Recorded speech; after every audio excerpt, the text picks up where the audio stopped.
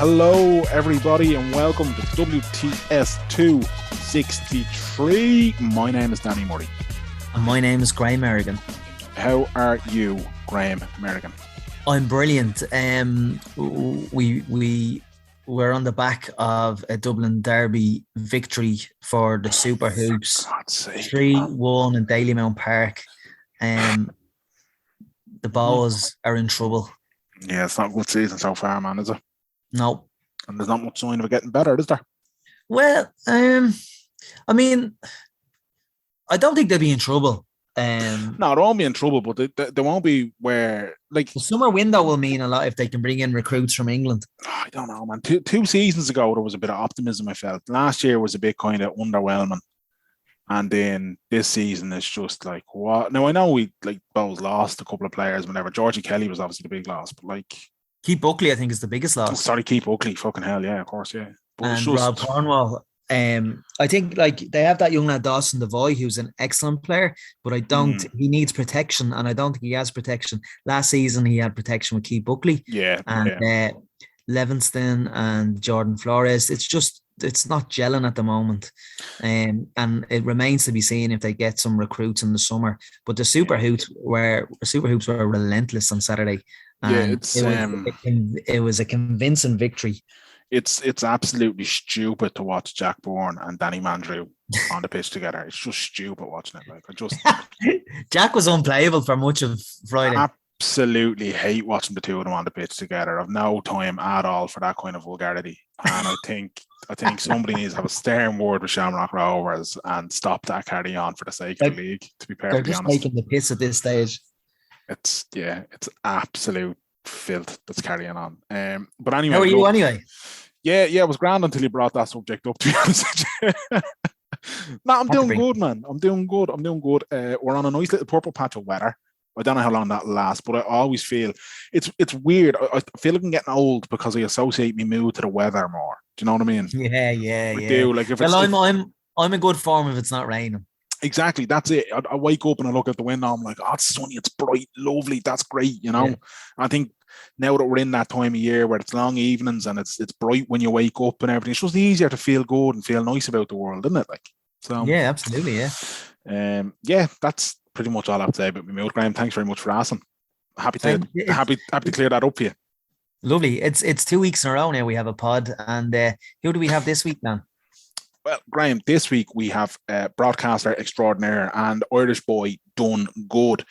Viewers of the WWE product will know him as Kevin Patrick, but he is Kevin Patrick Egan, over a Heaney no less.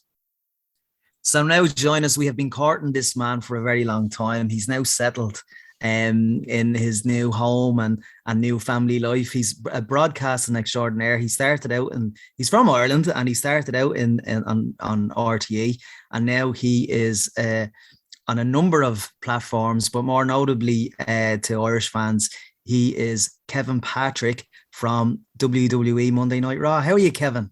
What's the story, fellas? Thanks for having me on, and appreciate you being a bit patient with me. We've had the newborn baby and moving into a new house and a load going on, so excited to be on and chat with you guys. Oh, thank you, man. Didn't feel like I was pestering you, that's all. Not at all.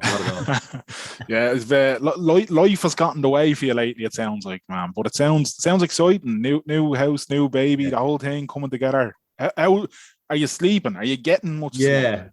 Yeah, I feel like the luckiest fella in the world. And I'm not just saying that, Danny. I genuinely mean it. I'm in love with my career. I'm in love with my wife. I'm in love with my kids.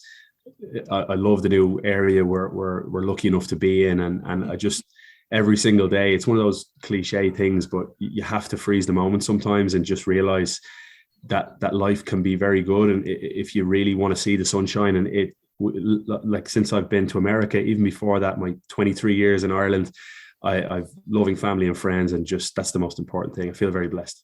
How do you? Because you're a big Irish headed fella like me and like Mero. How do you survive in Atlanta? I spent 24 hours in Hotlanta, as I was told it's referred to, and I nearly died, man. How are you living there? Oh, the locals hate when you say Hotlanta. Do they? You say it here, you get a slap, Daddy. It was a fella at the airport, so obviously he wasn't local. It's not too bad. I lived in Miami for close to 4 years. and loved every second of it. And you quickly realize that you need to wear your sunscreen and you need to take it easy during the middle of the day because it can get quite hot. Here in Atlanta, yeah, it gets quite warm. And especially with kids, you know, you can't do a whole lot in the middle of the day. You have to watch out for their fair little skin. Like my son will tan more like my wife, and my daughter, the poor thing, has the Irish blood. You can tell straight away. She's a fair little thing. So we've got to watch out for Maisie. But no, it's been little scarlet cheeks. Yeah, she is. Yeah. No, it's been class. We're north of Atlanta in a place called Roswell, and it's a hallmark movie place. It's just picturesque, the parks, the hikes, the coffee shops, the bars, the old-fashioned vibe to it, but it's got a modern twist. And we're in an area with great neighbors, like neighbors with wonderful stories. Like, you know, I'm good. My two best buds in this little estate that we're in are Italian and Australian. So there's a nice transient vibe to this place. Love that. Brilliant. Love that, man. You're from Raheny, Kevin. Yeah, from Rahena. Raheny, and you started out in RT. Was broadcasting always the goal? The goal was always to play for the Dubs. That was always the goal. Let's call a spade here. My dad played for the Dubs in the 70s and has 2 All-Ireland medals from Heffo's Army in 76 and 77. And the goal for me, the goal for me growing up, Graham, was always to play for the Dubs. And if you ever venture through St. Anne's Park, like from when I was, say, 14 through 2021 or so, you just see me down kicking a ball the whole time. I was obsessed by taking frees, by I do the whole Charlie Redmond thing where I'd lick my finger and take 3 steps to the left. And I just loved every second of it. Now, that falls in line with the broadcasting stuff because I'd watch the Sunday game on Sunday evenings.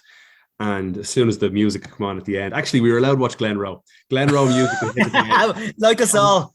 Yeah, Glenroe music would hit. We were all kicked to bed straight away, all those 5 kids. But I was obsessed with GAA and with football, with soccer. So I'd watch the Sunday game and I'd look at Michael Lester and think, that has to be the best job ever. That has to be. Because you're well aware that the GAA players don't make a living from it. So I'm looking at Michael Lester and I'm thinking, that'd be unreal. But there's no way I'd ever get a chance to do that. Never. Like, as a kid growing up from wherever you're from, it's very rare that you get a young child that would say, well, why not me? That would have the confidence of a John Cena, like the why not me? Why does it have to be someone else? And I was definitely the one when I was younger saying, oh, well, that would never happen to me. No chance. So what happened was I was playing in an under-21 championship game out in Erin's Isle in Finglas. And I caught the ball.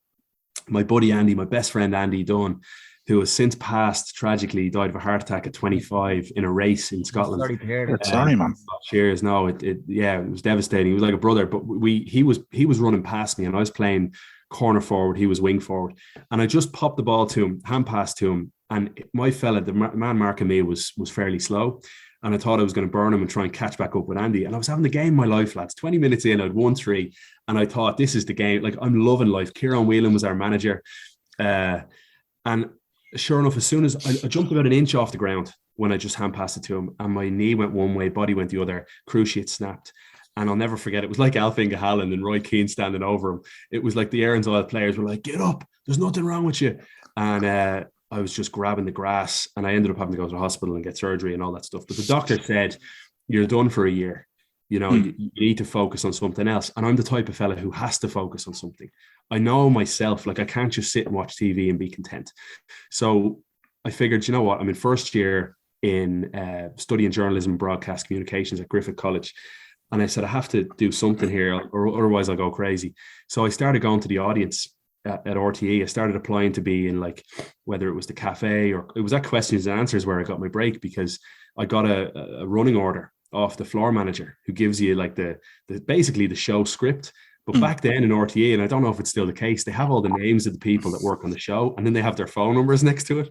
So I just kind of rang everybody and I ended up calling the same fella twice. And he said, look, there's an agency after been setting up that hire people for production.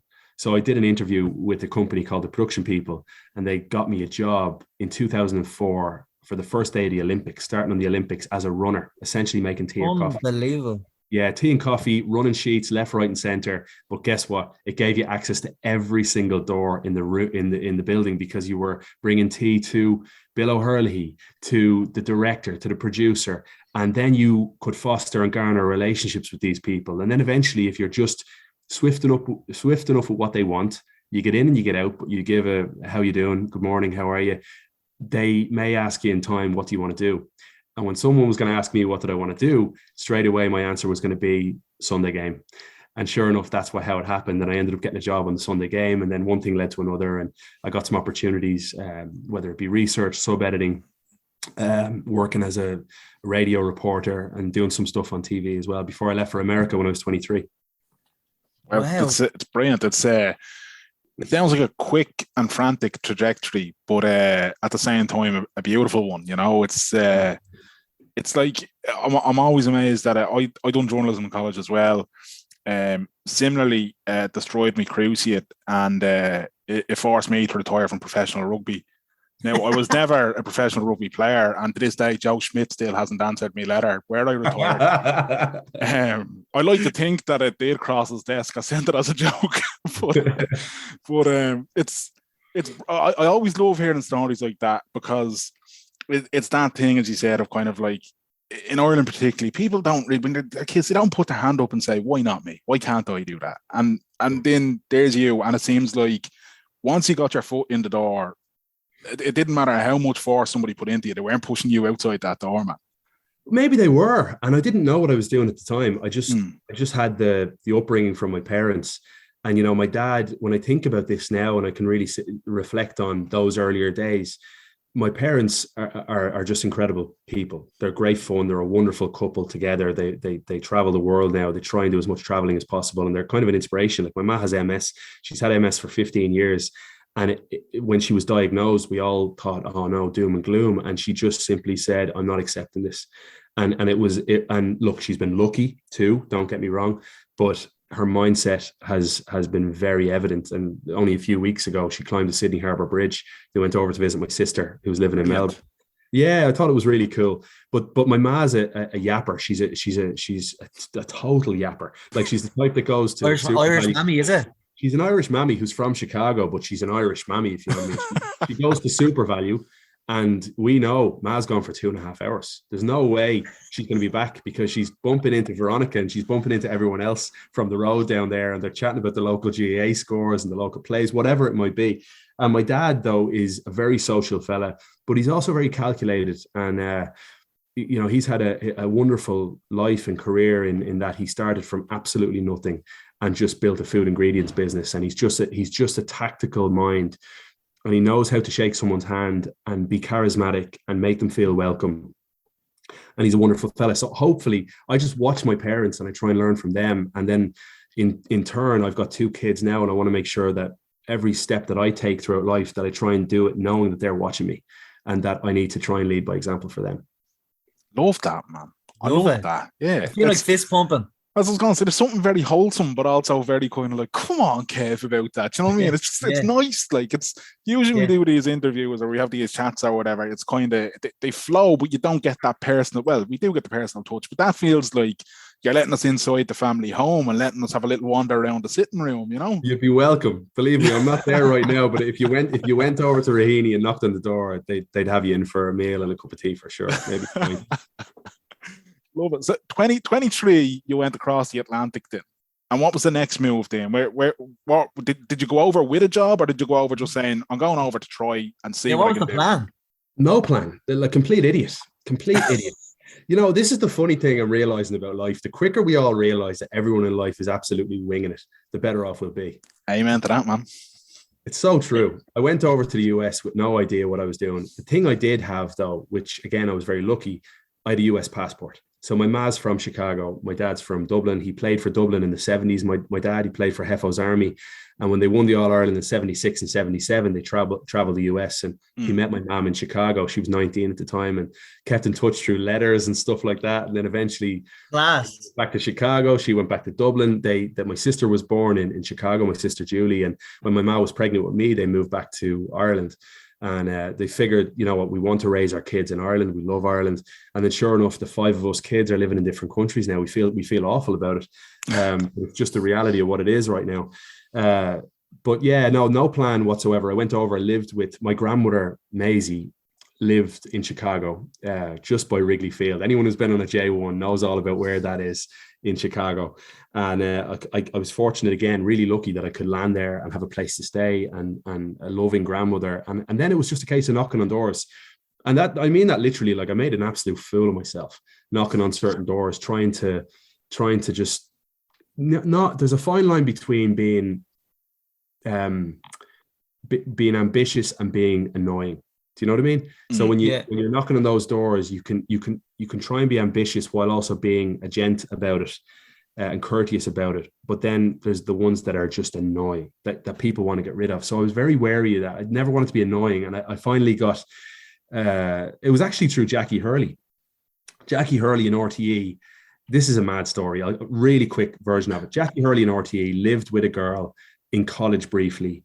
Called Lisa Cornwell. Lisa Cornwell happened to be working at a network in Chicago. And I had said to Jackie when we were working in RT Sport one day, I said, I'm looking into all avenues here in Chicago, like every possible. And she said, you know what? There's a girl I used to live with moons ago who I believe is living in Chicago now. And she just dropped her a note on Facebook, I think, and just said, keep an eye out for this guy. He's going to reach out to you. And so Lisa didn't get back to me a few times. And then like I used to wait till she was off the air. Like I'd be watching her on TV and thinking, okay, I'm going to wait like 45 minutes seems like a good time from when she gets off air to when she'd wrap up with her producer, leave the building, get in her car and start driving. Boom. Then I'm going to call. And at least I'm going to guess that she'll be in her car. And I caught her one day in her car and she said, yeah, come on in. I'll meet you for lunch. And then again, one thing led to another. And I kind of had a nice lunch with her. For anyone listening, if you're doing this, make sure you always buy. If you're meeting someone, even if you have no money, buy them a €2 cup of tea. Because you're asking for their time. So it went well. She brought me in and I met with a couple of people. And then about 6 months later, that led to me kind of trying to push it and eventually getting a phone call to say, are you able to do graphics on college football? Lads, I hadn't got a Scooby-Doo what I was doing. I went in, like I was the graphics producer on a college football Saturday. We had 12 games on our air that day on a Fox Sports college channel. And I remember like looking at a graphic going, what's a TFL? I didn't know what a tackle for loss was. I got the call about 3 days before that I wasn't able to do this job. So I was studying, but I wasn't ready at all. And somehow survived. Again, one thing led to another and lucky to get the opportunities. Brilliant, man. Brilliant. That's unbelievable. So you just winged the first job in the US? Every job. Every job. I joke to a certain extent because reps are everything and like practice is everything and working hard. But ultimately, when you're thrown into a situation you've never been in before, you can't fully prepare for that. It's like, you can practice, a young kid can practice cycling a bike, but the first time they get those 2 feet off the ground, they're kind of winging it in a way. And it's the same with me when I'm thrown into the ring on Monday Night Raw. The first time I was ever in there, of course you're winging it in a certain way. But you go in there having manifested it and thought about it and tried to mentally prepare what could go wrong. And you start to put out fires in your head as quickly as possible. And you start to study the tape and realize how other people have done it so well. But you're ultimately, you are winging it to a certain extent because in that sort of a situation, when you've got 25,000 people in an arena, millions watching around the world, and you've got to be cognizant of your body shape, of the cameras, of your verbiage. And then you've got a wrestler screaming down your throat. Anything could happen. Well, it's mad you said, and we'll chat to you about football before you go. But for now, you mentioned Monday Night Raw there, so let's jump to it. And I was watching it recently, and there was a segment that you were heavily involved in, and it was with RK Bro and the Academy, and it was this decathlon.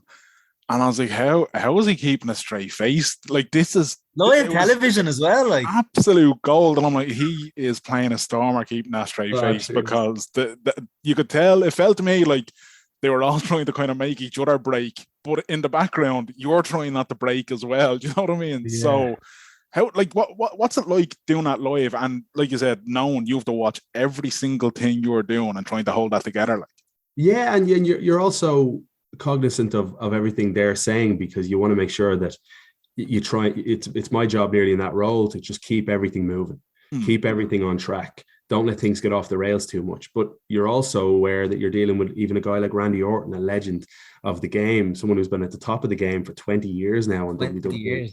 Yeah, so you're trying to process everything while also trying to have fun and enjoy that moment. And that's something that comes with age, I think, in the industry. Like I absolutely, like the first thing that I said to myself before I heard 3, 2, 1, go, when I got to say, and I never thought I'd get to say, welcome to Monday Night Raw. And I got to do that from within the ring, you know, and I'm just this elf from Raheny. Like, it's just this cool moment that, you know, Mr. McMahon. It's unbelievable, isn't it?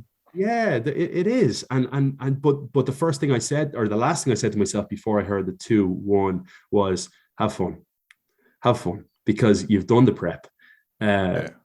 You've been doing the prep for, you know, 18 years or whatever it is since you got that break making tea and coffee. So just have fun, because the more fun you're having, the more confident you're going to be, the more you're going to project authority in that moment. And that's what it was all about for that specific role. It was just about be the straight guy, keep it moving. It's not about you. It's about RK Bro. It's about the Alpha Academy, and try and make it a good segment. And ultimately, I'm not going to make it a good segment.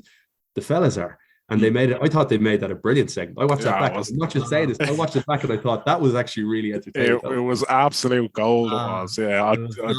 I was cracking up laughing watching it, and I was thinking it was probably one of the best segments of the year so far for me. I just enjoyed it thoroughly. Like, Chad Gable is just so funny. That's brilliant. Yeah. Again, can I say this about Chad Gable? It's no coincidence that the people that are there and the people that are thriving are the people that work the hardest. Genuinely, and I mean that sincerely, and that probably goes for most industries, but I study these guys. I study what they're doing each and every week, and I have tremendous respect for the Irish involved. Becky Lynch, Finn Balor, Sheamus are like at their operatic high note right now because they work so hard at it. And Chad Gable is constantly in the zone, like a gent, a father, few young kids, you know, an Olympian, really smart guy. But what he's doing right now is fantastic. And he's bringing out a different side to Otis too. So I have just massive respect for him because I see how hard he works at it behind the scenes, and he deserves everything that comes his way. You obviously didn't wing it to get to the WWE. How did that opportunity come about? Don't tell me you wing it. No, I was having a shave one day, and I was getting ready to go on CNN because I'm working with CNN covering Champions League and international football, and I'm getting ready to go on CNN International, which I love doing because it goes out in Ireland live, and it means that my man, you know, with the feet up at home can turn on CNN, and there's their son, you know, from Atlanta. So I'm getting ready to go on CNN, and I got a call, and it said New York on the phone. And you know, when you don't know the phone number, 99% of the time you're not answering. Especially, like, I don't know if you get as much of it in Ireland, but we get so many political calls or spam calls over here that to your phone that you're just constantly deleting the calls. But usually they're from like Idaho or Omaha or these places in middle America. This one said New York. And I just said, just answer it, because, you know, you never know. It could be someone, it could be an opportunity. So I answered real quick, and it was a gentleman saying that he's headhunting on behalf. He got my information through my agent, and he's headhunting for WWE, and would I be interested in an audition? And I wasn't the only one. I mean, there were a bunch of people auditioning for a broadcast role or two. And would I like to go to Tampa? I was blown away. I thought it was Ashton Kutcher. I thought it was on point, you know? Yeah. Next thing, I run down to my wife, and I have the suit on. I have the short. This is how it was during COVID on CNN, because I'd have the shorts on and the runners, but I'd have a suit and tie up top. Yes. Yes. I'd run downstairs, and my wife is down there with my. She was, you know, pregnant with our second, and the little fella was down there with her. And I said, I'm after getting a call to audition with WWE. And she just started laughing, and I started laughing. I was like, how weird is that? Like, how surreal is that? And she said, I can't wait to hear about it. Go, do CNN and come back up and tell me about it. So I had said to this guy, can I call you back? Because I need to know more, but I also have to go on air for CNN. So I called him back, learn more. I've never been one to not listen to someone's perspective or what someone has to say. I've always thought I'm just maybe a football person. So I was a bit like thrown off by it in the best possible way. And then when I spoke with him, I was like, I'd love to do the audition. I'd love to. And I, you studied my ass off, watched absolutely everything. I was always aware of what was going on. Like as a kid in school, you could never avoid, even if you wanted to, you couldn't avoid what was going on in the Attitude Era. It was just amazing. But I was never an avid fan watching each and every week. So I started catching up, drove to Tampa because COVID was rampant. Drove to Tampa in, January of 2021 of last year. And I was put through my paces, whether it was commentary. I had to do commentary stuff with Corey Graves. I had to do like walk and talks on cameras. I had to do like improv interviews with Liv Morgan and Ruby Riot, who was there then. And it was amazing. I was with Michael Cole for the day. I got to watch the show with Triple H. And it was a surreal experience. So I left, got in the car to drive back to Atlanta, the 7 hours, and I called my wife straight away and I was like, I want that job. And she said, well, do you think you'll get it? And I said, I have a funny feeling I will. And I don't know how many people are going for this, but I just have this weird feeling that I'll get an opportunity at something. And I think, I don't know what was going on with positions or whatever else, but I got a call off Michael Cole then, a few weeks later saying, we'd like to offer you a role as a backstage reporter, host of Raw Talk, and commentator for Main Event. So I was delighted. Honored, actually. Honored. Brilliant. That's just deadly. Yeah, it's again, it's that whole thing, isn't it? A kid from Dublin ends up being the commentator on a WWE program. Like, I know, and I wish I could speak to my younger self. I wish I could speak to the 16, 17, 18, 19-year-old me and just say, like, of course it can be you. Like, why the hell not? Like, who's born with any right to have a direct line to the top? Nobody should be, first and foremost. Nobody should be. But like, put the work in and just try. Like, and I've been like, honestly peppered with luck, because you have to have luck, but you also have to know when you're getting luck and then try and capitalize on that opportunity, So, but you work hard as well. Like, even you telling us there about prepping and stuff, you mightn't have been up to date with the products, but you worked hard to get up to date with it. So, I mean, you're working really, really hard. Like, I think the majority of the prep is honestly, it's watching everything, but the majority of it is respect and understanding the business, trying to understand the business as much as possible, but also understand what a Becky Lynch, what a Sheamus, what a Finn Balor, and Roman Reigns, and everybody involved, what they do to get to where they are, and through absolute respect, then you'll want to be much better at your job because you realize what they put into it, and what everybody puts into it. Like, behind the scenes, you should see it, guys. It's just incredible. It's like, I've never seen anything like it. I was going to ask, the professionalism, the people, what they managed to churn out. A live 3-hour show. You're making Hollywood movies behind the scenes live. Like, we're, even as broadcasters, I love thinking about this, that we're playing a character. Like, we're playing roles live on camera.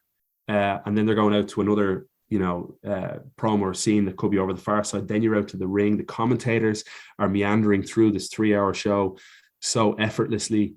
It's something special what's churned out each and every week. And I know people always love to bash, most people on social media love to bash because it's always the easiest thing to do. But I'll tell you, from behind the scenes and witnessing the work that goes into it, it's a behemoth. That's what me and Danny, like we're obviously we're supporting it. Like, we follow it since we were born, for God's sake. But as we've got older, we've kind of grown more fascinated with the people themselves and the backstage kind of dynamics and stuff. Even I think WWE have, even in the recent years, have got behind that kind of mantra of doing more behind the scenes based documentaries and given the human side, like breaking kayfabe, so to speak.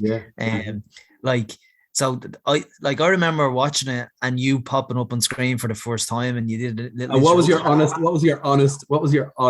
thought? I bet you were, who the hell is your man? No, I was like, I was fucking buzzing. And then that evening, then WWE released a tweet, and then RTE got on the back of it, the Mirror, everybody was so, it's like that thing, you were saying, we feel a bit selfish for moving away from home. Yeah. But it's like the media outlets, as soon as WWE released that tweet, an introduction to yourself, everyone was so proud in terms of the media outlets. You've seen Jackie Hurley commenting saying, "Best of luck, Kev, delighted to see this." She's a good friend. Yeah. So some of your former colleagues say in the industry, getting behind you. I just love that. And honestly, when I watched it, I was like, this is deadly, because when we were growing up, like, we were always saying, oh, geez, it'd be great to have, even with MMA, when we're MMA fans, we were always praying, or not praying, but we were always wishing for, an Irish star. And now, not only do we have Irish excellent professional wrestlers, we have someone that's, the way I look at your role is like, it's like the Mean Gene Okerlund, it's like the Jim Ross, it's like, Sean Mooney, all these legendary people on the stick that his job is to direct the stories. And I watched you yesterday with that absolute giant of a man, almost, and I was just kind of going, I was nearly pinching myself for you, kind of going, this is just deadly, like. Yeah, he's a big man. He's an intimidating fella. What is he, 7'4"? 7'3", 400 pounds. Yeah. My God, like, he's a unit. And the most Irish comment of all time be, Jesus, he'd be some full forward, wouldn't he? It's just a larger than life characters, and you have access to all of that. It must have been, I know you said you fell out of touch kind of with the product, but everyone of our age would know the Attitude Era. It must be crazy just to see what goes into making that live show. Yeah, it is. And I think from a fan perspective, it probably helped me that I wasn't an avid fan. I think I say probably, I know it helped me, because I'm learning about a lot of these guys for the first time before I even did the audition. And I'm learning as someone in their mid-30s about them. And I'm learning about the work ethic and the respect. And I go into it with a slightly different perspective than someone who's been watching them play, different characters or really studying their career as a fan. It wouldn't be ideal, in all honesty, for someone who was just a big fan to get, it depends how professional they were, obviously, but to be put, like, I'm in the locker room with these guys. So you're having chats about your family, about life, about lots of different things. And trust is very important, and respect is very important, but trust, I suppose, comes from respect and comes from showing up on time, not letting anybody down with the promos, working hard to represent the company and the product as good as possible. And I think having a slight outsider viewpoint has actually helped me with my progression, hopefully, within the role. And I still think I'm absolutely winging it every week. Like, I still think that, and people tell me you're not. But I don't really feel like I know what I'm doing. Each and every week I do, but I also don't, in a way, in that I'm like Michael Cole, for example. And this is the perspective I'm trying to offer. Michael Cole said on a podcast I listened to that it took him 12 years to feel comfortable-ish within his role and to understand the business. And I totally understand that now. Totally, because it's the most complex industry you'll ever be part of. It really feels that way once you're in there, and the positions you're put in. Like, I mean that. Like, think about it. How many people in the world are in a position where they're thrown into an arena? You see it for say ring announcers for MMA. Ring announcer for the Fury fight at the weekend, for example, where they're cognizant of the watching world, but also aware of the folks in the arena and of timing and of cues and of body shape. There's so many things that may sound simple that you have to factor in, that your attention to detail has to be hyper focused. And I think each and every week, I don't take it for granted. I go in there and it's like, all right, I'm here to work. And there's certainly some laughs, there's some good times, but ultimately, like, you're always a little bit on edge because you want to do a good job each and every week. And then once you drive home or once you fly home afterwards, you can reflect on it and then go again the following week. Yeah. As you said, like a kind of an outsider, to use air quotes there. What's the best kind of advice you were given coming in when you kind of first started taking on the role? Shut up and listen.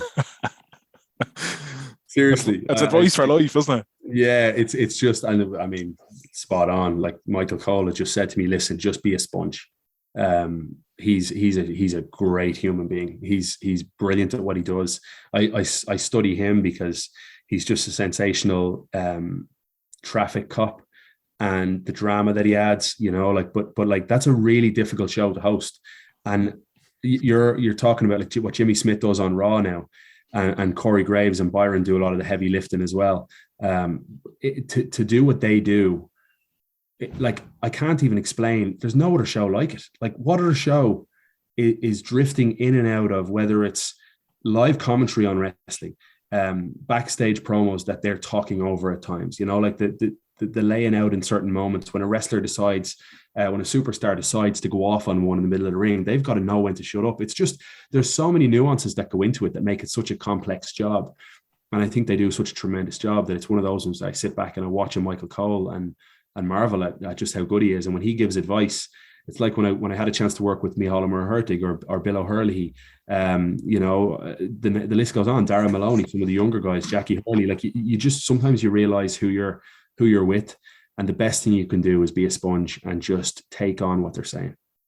Absolutely, man. Absolutely.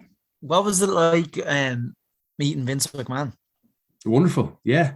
Stood up, shook my hand. His words were, "Welcome to WWE." This is on my first day. And this was kind of daunting because it was in a room where he was as I was about to go live. So I was about to go live and I meet the boss directly before.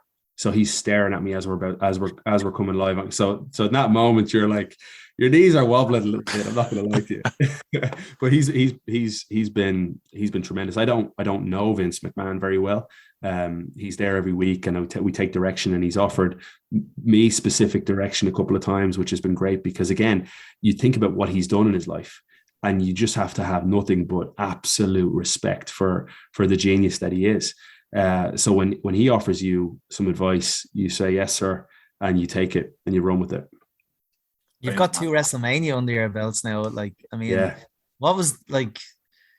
What is the lead up to that like? And what is it just huge? Like, is it huge? Yeah, it's the biggest thing. I've felt lucky enough. I've been part of All Ireland finals for RTE. I hosted El Clasico at both the Santiago Bernabeu and the Camp Nou for the US audience from the sideline with Rude Hullet and Capello and some of these like cool legendary figures. And then you get to do something like this. Like I feel like the luckiest fella in the world. My first WrestleMania was 2 or 3 weeks into my tenure with WWE, and I wasn't supposed to be on air. I wasn't supposed to be doing anything. I was supposed to be there just to take it all in. And we went out onto the stage for God Bless America, the song, and the Jets. Raining then. This was the rain delay. Do you remember this? Yeah. Like, talk about baptism by fire. Like, I'm walking back afterwards, and this is just a little life lesson for anyone about being prepared or trying to just be ready just in case. I said to myself, I'll just get mic'd up just in case, and I'll just get makeup on just in case. And you never know what could happen. So sure enough, they weren't expecting any rain or any lightning.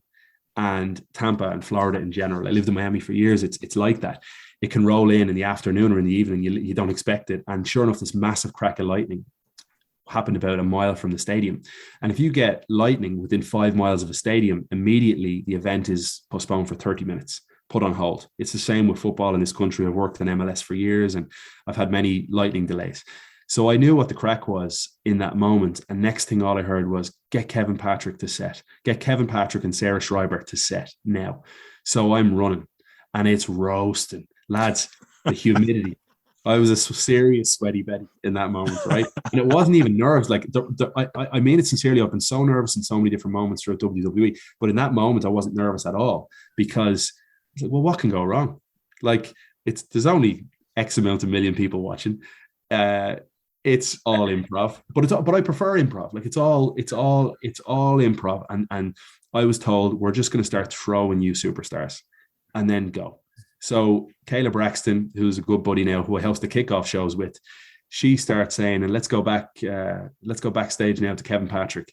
And then like a Drew McIntyre run in, or Big E and Xavier Woods and Kofi, Kevin Owens, Seth Rollins starts calling me Mike. I had never met Seth before. I'd never met him before, and he purposely did it. Obviously, he was like, he starts calling me Mike. I'd never met Kevin Owens before we were on air together. So it was wild, but it was incredibly exhilarating and it was fun. And I loved every second of it. And it was a cool little baptism, I suppose, into WWE. Unbelievable. The recent stuff with Kevin Owens is quite comical. He's very entertaining. Yeah, he's at the top of his game now too. Like, look at WrestleMania, what he managed to do with Stone Cold. It was brilliant. Remarkable. He was the architect behind all that. So fair play to him. Yeah, absolutely, man. Unconscious of time and unconscious of a big Champions League game being on that we all want to watch. Right. But before we let you go, then obviously you're a massive sports fan in general, but you've obviously worked across football as well and everything else. Your time with being in sports, you said there a second ago, you got to host El Clasico, you know, working alongside people like Rude, Hull, Fabio Capello. Like, even that, like, we've talked a little bit about the whole thing of, you know, just a kid from Dublin who's done pretty well, we'll say, you know. But, even now when you look back on it, do you ever give yourself a chance to go, yeah, I'm good. Like, that was good. No, you know? I'm not good. That's the thing. No, I mean it, Danny. It's. I don't feel that way at all. It's always about the next thing, which is terrible. Which is a terrible way to live. Like, you can't always be chasing the next thing, because you're right. Sometimes you need to just freeze it and say, well, stop. That was so. And it's now at a little bit of an older age that I don't get obsessed by something anymore in a role, if you know what I mean. Like, you know, when there's something you really want, whether it's after you get your communion money as a kid and there's a toy you really want, or whether it's you start college and there's a girl in the class and you're like, oh, I'd love to go out with her, and you're focused in on it so much. That was like eating away at me. So during COVID, I realized, like, the Champions League position became available for CBS won the rights over here, and it's the rights in the US for TV bounce between networks a lot. And with that, a lot of the commentators and hosts and stuff have to jump channels or, really hone in on what the next rights package might look like. And at that time, I remember thinking, I have to get that job. Like, that's one that I'd love. That's one that I feel I'd be great at. I could, get involved in a network that are jumping into football for the first time in 30 something years. And I didn't get it. And I remember thinking to myself, like, stop. You have to stop having this tunnel vision towards certain things, because that's not the way life works, and your path just may be elsewhere. And I think there was a moment where I was chatting to my wife. Sorry for getting a little bit cheesy here if I am, but I was chatting to my wife about 3 or 4 weeks before I got the call from WWE. And I remember saying to her, and she said it to me as well. She's like, Kev, there's loads of jobs, there's loads of industries, there's loads of things that you can hone in on. And I decided, like, to just, all right, quit this tunnel vision stuff, like, embrace every day, get out and go for your run in the morning, or do something to freshen up your head, because COVID was tough mentally on all of us, big time. Being stuck at home, worried about work. I didn't work for 7 months when sports was essentially cancelled on March 7th over here. MLS was off. I was doing no Champions League with CNN, radio. There was nothing going on. Everything came to a halt here, like it did at home. So you start to spiral a little bit and wonder, like, well, maybe I'm not wanted, or maybe I'm not needed. And it was that, like, nearly moment where I just had that self-reflection that just roll with it. You can be good at what you do. You work hard, make relationships, keep relationships, value people, and then the rest will just come. Just trust in yourself. The rest will follow. And I remember getting a call about a week before the WWE thing off a movie caster saying, would you be interested in being in a movie with Kelsey Grammer, who's Frasier, and it's going to be filmed over here in Atlanta. And the role that we need is a football commentator. It's a soccer themed movie. And I remember laughing, this is the most random call of all time, but I need the work. Like, I'm kind of at a point now where my wife's not working because we moved from Miami and with the babies and whatever else. So Meg's a stay-at-home mom right now, which is incredibly valuable for us. So I remember jumping at that and doing the movie, but a week later I got the call about WWE.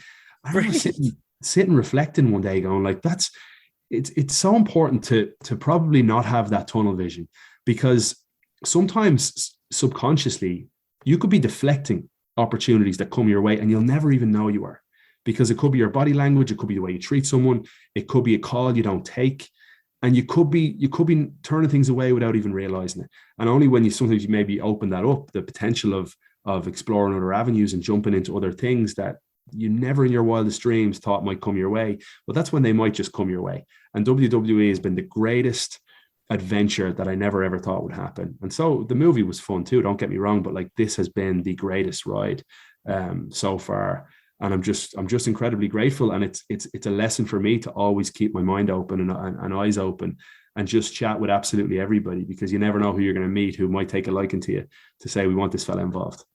Brilliant. And that's a great way to end it. But it's also, I mean, you're part of a great Irish contingent in WWE at the moment, with the success of Finn Balor, Becky Lynch, Sheamus, not to mention a few Scottish performers and English as well. So it's just deadly, like, because in the 90s, growing up watching the product, there was always just American, or they might have the token bad guy, whoever America was facing in a war, like Sergeant Slaughter or the Iron Sheik or something like that. But now it's deadly. It's deadly watching you every week, I have to say, Kev.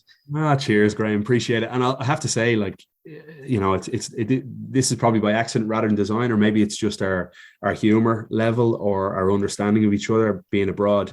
But in terms of just wrestlers, like, I'm friends with all the broadcasters, but in terms of just the superstars themselves, my best friends are the Irish and the Scottish. You know, it's wild how that works. Like, Sheamus has become a friend, Becky's become a friend, Finn's absolutely a friend. Like, they're bang on. The three of them are just tremendous advocates for Ireland, and we should all be so proud of them, because they're working their arses off across the other side of the water. And believe me when I say this, all three of them love Ireland. And there's nothing worse. We've all talked about this separately. There's nothing worse than meeting an Irish person abroad that can't stand Ireland. There's nothing worse. Like, I just want to turn away and walk away instantly, because I struggle to comprehend that. And maybe that's an ignorance on my end, that I turn and walk away. But I just love my country so much that I see that in Becky, Sheamus, and Finn as well. So it's a joy to work with them. Drew McIntyre, Dewdrop, Nikki, ASH, they're just brilliant human beings. So it's been fun. It's like we were saying as well when we were texting a couple of weeks ago, you and your son, you were listening to the Dubliners. So your son will always have that Irishness being brought up with the Dubliners. Yeah, we're going to be down in Dingle in September. Unreal. And I can't wait to get down there. And my son is 3, and I'm teaching him Dublin in the rare all times. So he's got the ring a Rosie down and that whole chorus. So brilliant. If we can get him on a microphone in Kerry wearing a Dubs jersey singing that, it'll be an awesome gift. That's all he needs to call us. Out of the Irish contingent there, Kev, Sheamus is the only one that has not appeared on What's the Story podcast. So if you want to put in a good word, we're always ready for him. I'm sure he'd do it. Although he's a Bohemians fan, so I'm a Shamrock Rovers fan. So he's a cameraman. What do you expect? I know. Is your dad Bohemians? Yeah, he is. Yeah, he's both. He grew up. My dad grew up like a stone's throw from Davis. So he grew up right there in right between the 17 shops where Paddy Power is, right there in Phibsborough, Cabra. So yeah, they've met before, Sheamus and my dad, and they've had great chats about Cabra. Deadly, brilliant. Love it. Kevin, it's been an absolute joy, man, and thank you so much for sharing some of your story and your time with us. That brings us right up to kick-off, so you'd be delighted to sit back, turn on the telly now and watch a bit of Champions League. I look forward to it. I love the football, and we were all gifted yesterday, weren't we? With 2 hours of bridal joy with that 7-goal thriller. So I love this game, man, and Champions League this year for whatever reason. Maybe it's because I think I've had a little bit more time to watch it. You know, you get home on Tuesdays, I have Tuesdays off, put the feet up if you can and watch it, and it's just been deadly from start to finish. I'm a massive La Liga fan, so I love to see La Liga teams doing well as well. And you just never write off Real Madrid. Never. Do you think a La Liga team can win the Champions League? Well, Real Madrid could. Villarreal, wonderful story. Villarreal, a town of 50,000 people. Think about that for a second. 50,000 people, and people will say, well, they can buy from anywhere. Sure, but they bring through players like Moreno further forward. A player like Pau Torres is from their academy. So they produce talented young players as well. So I think Villarreal, I'm saying this right around kickoff now, so I could regret. I hope they give Liverpool a real go. I think Liverpool will overpower them big time over the course of the 2 legs, and throw a coin up in the air and choose between Man City and Real Madrid. It's too difficult. It's far too difficult. With this Real Madrid team and with Carlo Ancelotti and the way he manages the side, like, I'm looking at this team 2-0 down yesterday after 10 minutes. And I think the majority of people would have said they're screwed. Like Real Madrid are in serious, and they looked in trouble. But then you look at a shot of Carlo Ancelotti on the bench, and he was just a man that looked like he could sit down and have a cigar. He just looked so composed. And sometimes that percolates through to the players. And you could see that. Like, they didn't panic. They never panic. When you've got Luka Modric, little lucky Luka Modric, who's just a little wizard, and Benzema at the ages that they're at, they're ageless. And what they produced was remarkable. And Vinicius Jr. is a special talent. He's a bit raw, like he's reckless, but he's someone who has forged an incredible pairing with Benzema after they had a massive falling out. Let's not forget, where Benzema was caught saying, "Don't pass him the ball, don't give him the ball," and yet now they're producing one of the best tandems in world football. So, looking forward to the football, lads. Not going to lie, just wish I was back with my dad in the local pub, the Watermill in Haiti, having a pint to watch them. Love it, man. Love it. Well, look, continued success to you, man. And congrats on the baby, congrats on the home and everything else. And please have me on again soon. I was going to say, hopefully we get to do this again soon, man. But until then, thanks so much for your time. Thanks so much, Kevin. Continued success. Danny and Graham, you're gems, lads. Keep up the great work yourself. Thanks so much, man. Kevin. What an utter gentleman. He's a diamond.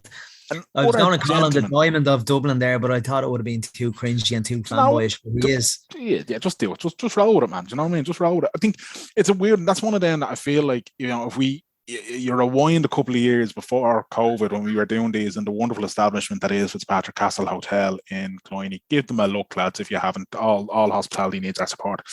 But I kind of feel as though if we're doing this interview in person, a couple of years ago, that's one where we would have sat around afterwards for hours just chatting shit. And I love them ones. We did before the interview, and we did after the interview. In person, we'd be still there probably. Because he was an absolute gent, and like, I mean, obviously we went through a good bit of a story there in terms of the interview or the chat we had with him, but like, just incredible, like just brilliant, and such a nice bloke to talk to, and a gent for his time. So enjoyed that, man. I absolutely enjoyed that.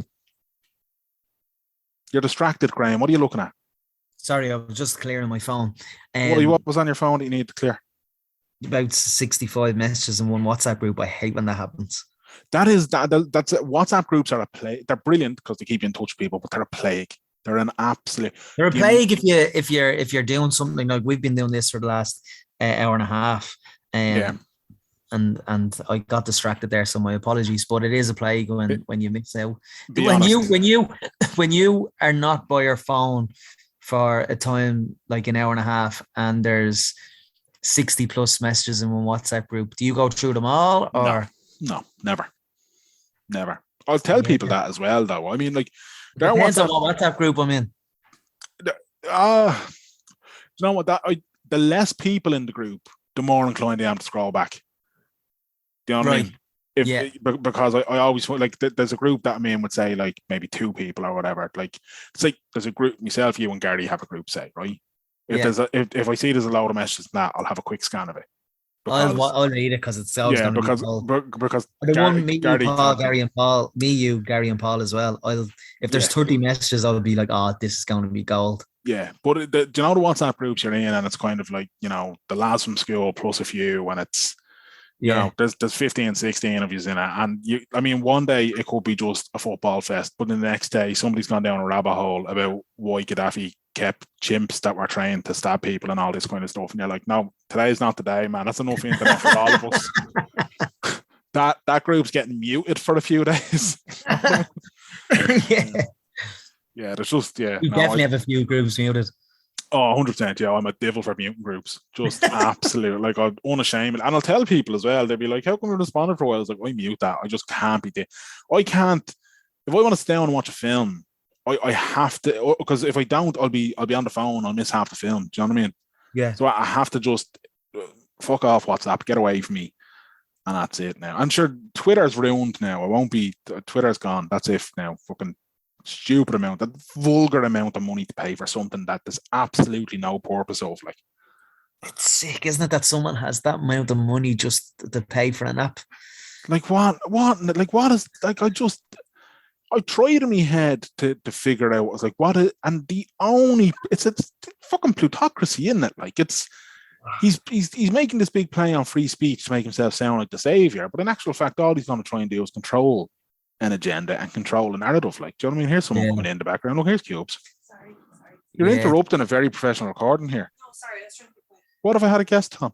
Going to the chapel and we're gonna get. Oh, she can't hear me. No, she can't. I have headphones on. Graham was serenading you. That's